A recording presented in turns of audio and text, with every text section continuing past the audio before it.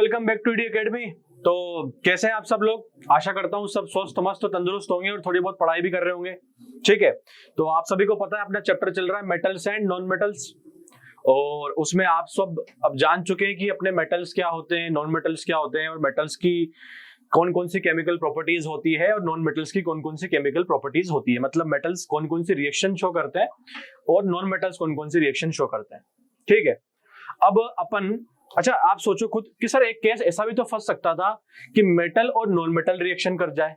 मतलब कि एक मेटल है और दूसरा नॉन मेटल है, इनके बीच में भी तो कोई ना कोई सी रिएक्शन पॉसिबल हो सकती है, इनके बीच में भी तो कोई ना कोई बॉन्ड बन सकती है। ठीक है, तो आज की वीडियो में हमको यही देखना है कि अगर मेटल और नॉन मेटल कुछ रिएक्शन करेंगे तो क्या बनेगा और उस कंपाउंड को हम क्या बोलते हैं और उसकी प्रॉपर्टीज क्या क्या होती है। ठीक है, तो शुरू करते हैं आज का लेक्चर जिसका नाम है आयोनिक कंपाउंड्स। ठीक है, देखो नाम से पता चल रहा है आयोनिक कंपाउंड्स, मतलब कि इसमें कुछ आयंस का केस फंसने वाला है। क्या फंसने वाला है? आयंस का केस। सबसे पहली बात तो अपन थोड़ा सा आयन का ओवरव्यू ले लेते हैं। अगर किसी किसी बच्चों ने 9th क्लास में पढ़ा हो तो आता होगा, नहीं आता होगा तो कोई बात नहीं, एक बार देख लो आयंस होते क्या है। देखो जब भी कोई एलिमेंट इलेक्ट्रॉन को दे देता है, मतलब क्यों छोड़ देता है, या फिर कोई इलेक्ट्रॉन को ले लेता है, तो उनके ऊपर कौन से चार्जेस आते थे? या तो आता था पॉजिटिव चार्ज या आता था नेगेटिव चार्ज। ठीक है, मैंने बोल रहा हूं कि अगर कोई एलिमेंट इलेक्ट्रॉन दे देता है या फिर ले लेता है तो उनके ऊपर चार्जेस आते हैं। किसी के ऊपर आएगा पॉजिटिव, किसी के ऊपर आएगा नेगेटिव। और अब आपको बहुत अच्छे से पता है कि मेटल के ऊपर आता है पॉजिटिव चार्ज, नॉन मेटल के ऊपर आता है नेगेटिव चार्ज। ठीक है, तो अगर चार्ज आ जाता है उन एलिमेंट के ऊपर तो हम बोल देते हैं कि क्या बन चुका है? आयंस बन चुका है। ठीक है, अब आयंस अपने पास में दो तरीके के हैं, एक है कैटायन और दूसरा है एनायन। ठीक है, तो कैटायंस कब बनते हैं? जब एलिमेंट इलेक्ट्रॉन को छोड़ दे और उसके ऊपर पॉजिटिव चार्ज आ जाए तो हम बोलेंगे कि उसके ऊपर उसने कौन सा आयन बनाया है? उसने बनाया है कैटायन। क्या बनाया है? कैटायन। पॉजिटिव चार्ज वालों को हम बोलेंगे कैटायन। और अगर एलिमेंट ने इलेक्ट्रॉन ले लिया है और उसके ऊपर अगर नेगेटिव चार्ज आया है तो हम बोलेंगे उसने बनाया है अनायन। ठीक है, तो ये इंट्रोडक्शन हो गया अपने आयंस का कि आयंस कुछ नहीं होते हैं। अगर एलिमेंट के ऊपर कोई चार्ज आ जाता है तो उसको आयन बोल देंगे। अगर पॉजिटिव चार्ज है तो कैटायन, नेगेटिव चार्ज है तो अनायन। पॉजिटिव चार्ज में ध्यान रखना कौन? मेटल्स आपके कैटायंस बनाते हैं और नेगेटिव चार्ज आपके बनाते हैं, आपके आएगा इसमें नॉन मेटल्स। ठीक है, ये तो अपना आयंस का हो गया। ठीक है, अब हम पढ़ते हैं कि हमारा आयनिक कंपाउंड होता क्या है। देखो जब पॉजिटिव चार्ज आयन बनेगा मतलब कैटायन बनेगा, जब नेगेटिव चार्ज आयन बनेगा मतलब जब एनायन बनेगा। तो क्योंकि प्लस और माइनस चार्ज आने की वजह से दोनों के ऊपर क्या आ गया? एक के ऊपर प्लस चार्ज आ गया, एक के ऊपर माइनस चार्ज आ गया। अपोजिट चार्जेस आने की वजह से एक इन दोनों के चार्जेस के बीच में अट्रैक्शन आएगा। क्या आएगा? एक फोर्स ऑफ अट्रैक्शन आएगा और इस फोर्स ऑफ अट्रैक्शन से एक बॉन्ड बनेगी। ठीक है, फोर्स ऑफ अट्रैक्शन से एक बॉन्ड बनेगी जिसको हम बोलते हैं आयनिक बॉन्ड। नाम से पता चल रहा है क्योंकि आयंस बने हैं तो बॉन्ड जो बनेगी कौन सी बनेगी? Ionic bond. और ऐसे कंपाउंड्स जो आयनिक बॉन्ड बना के कंपाउंड्स बनते हैं उनको हम बोलते हैं आयोनिक कंपाउंड। ठीक है, क्या लिखा है देखो पढ़ो। When A positively charge ions forms a bond with negative charge ion, तो आपकी जो बॉन्ड बनेगी उसको हम बोलेंगे आयोनिक बॉन्ड और ऐसे कंपाउंड्स को हम बोल देंगे आयोनिक कंपाउंड्स। देखो एग्जांपल से समझते ज्यादा समझ में आएगा। मैंने लिया NaCl, क्या है ये? Sodium chloride. ठीक है, ये आयनिक कंपाउंड होता है। कैसे है देखो चेक करते हैं। Na क्या है यहाँ पे? Na यहाँ पे है मेटल, और भैया क्लोरीन यहाँ पे क्या है? क्लोरीन यहाँ पे है भैया नॉन मेटल। ठीक है, सही बात है। अब देखो मेटल क्या करता है? मेटल की टेंडेंसी होती है इलेक्ट्रॉन को देना। मेटल चाहता है कि भैया इलेक्ट्रॉन को दे दे, तो Na क्या करेगा? एक इलेक्ट्रॉन देगा, Na प्लस इलेक्ट्रॉन माइनस, ये एक इलेक्ट्रॉन निकल गया। ठीक है, और उसके ऊपर कौन सा चार्ज आ गया? पॉजिटिव चार्ज, कैटायन बन गए। अब क्लोरीन को जब पता चला कि भैया एक इलेक्ट्रॉन इसने दे दिया है, और क्लोरीन क्या चाहता है? क्लोरीन भी चाहता है स्टेबल होना। ठीक है, तो क्लोरीन अगर स्टेबल होना चाहता है तो वो भी इस इलेक्ट्रॉन को क्या करेगा? ले लेगा। कैसे लेगा? कि ये इलेक्ट्रॉन क्लोरीन ले लेगा, यहां पे मिटा देते हैं, क्लोरीन इलेक्ट्रॉन लेके बना लेगा Cl माइनस चार्ज। क्या बना लेगा? Cl minus charge. अब देखो, एक के ऊपर आ गया प्लस चार्ज, दूसरे के ऊपर आ गया माइनस चार्ज। अब इस दोनों के ऊपर प्लस और माइनस चार्ज आने की वजह से अट्रैक्शन आएगा, और अट्रैक्शन आने की वजह से एक बॉन्ड बनेगी, और बॉन्ड बनने के बाद में कंपाउंड बन जाएगा NaCl, और उसको हम बोल देंगे कि ये कौन सा कंपाउंड है? Ionic compound. ठीक है, कौन सा कंपाउंड है? Ionic compound. नाम से पता चल रहा है, समझ में आ गया? ठीक है। अच्छा, इंपॉर्टेंट बात कि Na ने ऐसा क्यों किया और क्लोरीन ने ऐसा क्यों किया, एक इलेक्ट्रॉन क्यों दिया और एक इलेक्ट्रॉन क्यों लिया? देखो, एक ऑक्टेट रूल होता है, वो बोलता है कि अगर लास्ट शेल में 8 इलेक्ट्रॉन है तो उस एलिमेंट को स्टेबल माना जाएगा। ठीक है, तो सारे एलिमेंट बस इसी रेस में दौड़ रहे हैं। ठीक है, तो Na क्या करेगा? Na का इलेक्ट्रॉनिक कन्फिगरेशन होता है 2,8,1 और इसका होता है 2,8,7। ठीक है, अब इसको अगर स्टेबल होना है तो ये कैसे भी करके इस एक इलेक्ट्रॉन को देना चाहेगा, तो ये Na प्लस बन गया। अब इसको अगर स्टेबल होना है तो 7 इलेक्ट्रॉन तो देगा नहीं भैया, ये इतना पैसे वाला आदमी है नहीं। एक इलेक्ट्रॉन ये ले लेगा, किसका? Na का, और बन जाएगा Cl माइनस चार्ज। इसलिए सब एलिमेंट जो है, कोई ले रहा है कोई दे रहा है, क्यों? क्योंकि सब स्टेबिलिटी चाह रहे हैं। अब ये लेने देने की वजह से जो चार्जेस आया वो आया कैटायन और एनायन, और इनके अट्रैक्शन ऑफ फोर्स से जो बॉन्ड बन गई वो उसको बोल दिया आयनिक बॉन्ड, और जो कंपाउंड्स बने उनको बोल दिया हमने आयोनिक कंपाउंड्स। ठीक है, इजी है। तो हम डेफिनेशन के तौर पे ऐसा बोल सकते हैं कि आयनिक कंपाउंड्स आर दोस या फिर ऐसे बोलेंगे when elements loses electrons then it forms a positively charged called cation, and when elements gains electron then forms a negatively charged called anion. Due to the formation of opposite charges, there is a force of attraction between them, due to which a bond is formed, that is called ionic bond, and these compounds are called ionic compounds. ऐसा आप लिख सकते हैं। ठीक है, आगे बढ़ते हैं। अब देखो, ये आयनिक कंपाउंड्स बन जाएंगे आयनिक बॉन्ड से।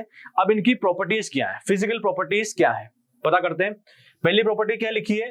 फिजिकल नेचर की बात करें कि अगर हम इनको देख के पता करेंगे तो हमें किस स्टेट में मिलेंगे, तो ionic compounds are solid in nature due to strong electrostatic force of attraction between ions. मतलब कि देखो, आपने 9th क्लास में कंसेप्ट पढ़ा होगा कि अगर कोई मैटर में, कोई सब्सटेंस में अगर पार्टिकल्स, मॉलिक्यूल्स बिल्कुल पास पास होते हैं, फोर्स ऑफ अट्रैक्शन बहुत ज्यादा होता है, तो वो हमको मिलते हैं सॉलिड स्टेट में।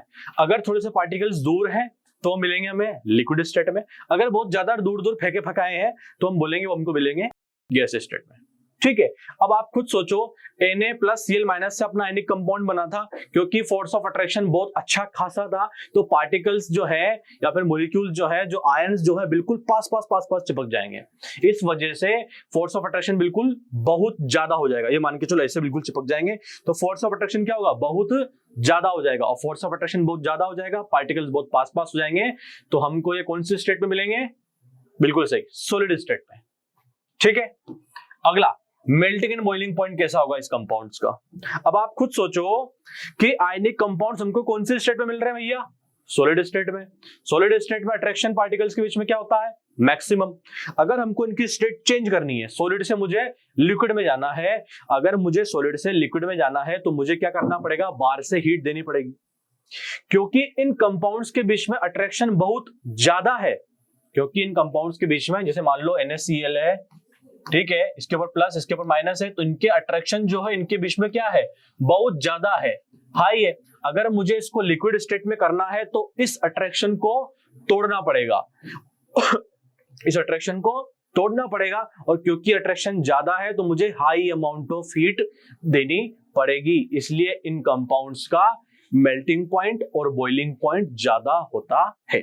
ठीक है, अपने को एक कंसेप्ट ध्यान में रखना है, कभी भी पूछा जाए कि किसी सब्सटेंस का MP और BP हाई क्यों है, तो सीधा बोल देना क्योंकि वहां पे फोर्स ऑफ अट्रैक्शन ज्यादा था, तो हमको एनर्जी जो है बाहर से हीट जो ज्यादा देनी पड़ती है। अगर MP BP कम होगा तो अट्रैक्शन ऑफ फोर्स पार्टिकल्स के बीच में कम होगा, तो हमको हीट कम देनी पड़ेगी।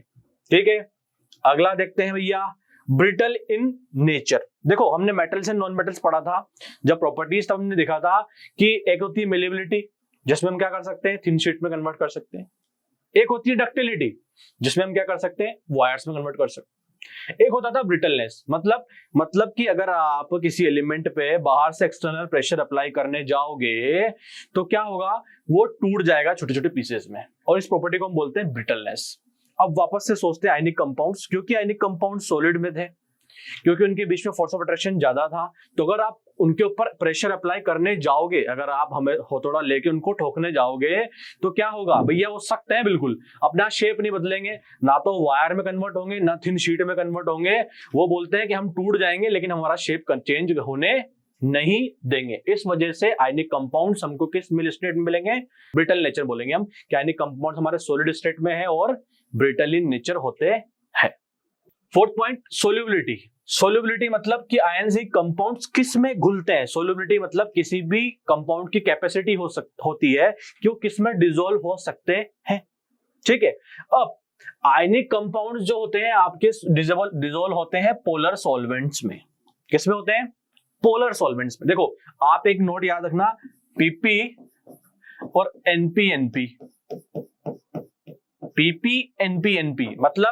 मतलब कि पोलर जो कंपाउंड्स हैं वो पोलर सॉल्वेंट्स में डिसॉल्व होंगे, जो नॉन पोलर है वो नॉन पोलर सॉल्वेंट्स में डिसॉल्व होंगे। PP NP.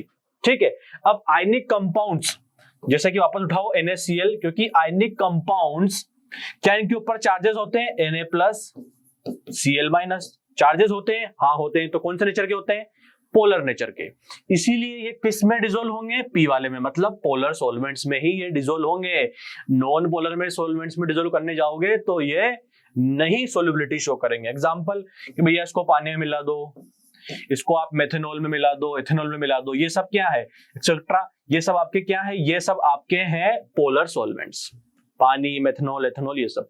नॉन पोलर जो होंगे कंपाउंड्स वो नॉन पोलर में डिसॉल्व होंगे। Non polar solvents like benzene, carbon tetrachloride, etcetera etcetera. ठीक है, आई बात समझ में। अगला क्या लिखा बंधु, इलेक्ट्रिकल कंडक्टिविटी। क्या आयनिक कंपाउंड्स की इलेक्ट्रिकल कंडक्टिविटी कैसी होती है। हाँ जी, ionic compounds have tendency to conduct electricity due to movement of ions, but they conduct electricity only in molten state or in aqueous solution, not in solid state। देखो, क्योंकि ionic compounds में ions होते हैं तो उसमें से electrical conductive मतलब वो इलेक्ट्रिसिटी पास करने देगा। ठीक है, बट कंडीशन है कि सिर्फ मोल्टन स्टेट में, या फिर आपने जब उसको पानी में मिला दिया है तब सॉलिड स्टेट में नहीं। पूछो क्यों, क्योंकि sir ionic compound solid state में जब होते हैं तब पार्टिकल्स, तब आयंस बिल्कुल वापस से पास। अब जो पास हैं बिल्कुल उनके अंदर, और वो क्या करेंगे, उस अट्रैक्शन को भी टूटा नहीं है तो वहां से आयंस का मूवमेंट नहीं होगा, और अगर मूवमेंट नहीं होगा तो इलेक्ट्रिसिटी फ्लो नहीं करेगी। लेकिन मोल्टन स्टेट में जब आपने उनकी स्टेट चेंज कर दी, आपने क्या किया है, सॉलिड को लिक्विड में कन्वर्ट कर दिया है, तब क्या होगा, आयंस का थोड़ा सा बीच में क्या अट्रैक्शन जो है कम हो जाएगा। इस वजह से वो थोड़ा सा मूव कर जाएंगे तो इलेक्ट्रिसिटी कंडक्ट हो जाएगी।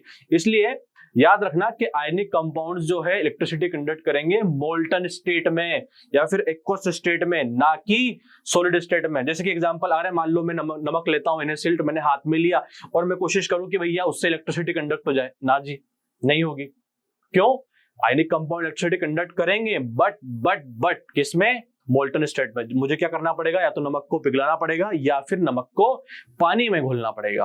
ठीक है, और नमक पानी में क्यों घुल रहा है आपको पता है, पीपी। ठीक है, तो हमको याद रखना है कि आयनिक कंपाउंड्स हमारे इलेक्ट्रिकल कंडक्टिविटी शो करते हैं, बट इन मोल्टन स्टेट मतलब पिघलाई हुई स्टेट में या फिर एक्वस स्टेट में, सॉलिड स्टेट में वो नहीं करते हैं। ठीक है बच्चों, तो आज के लिए बस इतना ही। अपने समझा आयनिक कंपाउंड्स क्या होते हैं, उनकी फिजिकल प्रॉपर्टीज क्या होती है। मिलते हैं अपन नेक्स्ट लेक्चर में, तब तक के लिए आप इस चैनल को सब्सक्राइब करें, लाइक करें, शेयर करें। Thank you so much.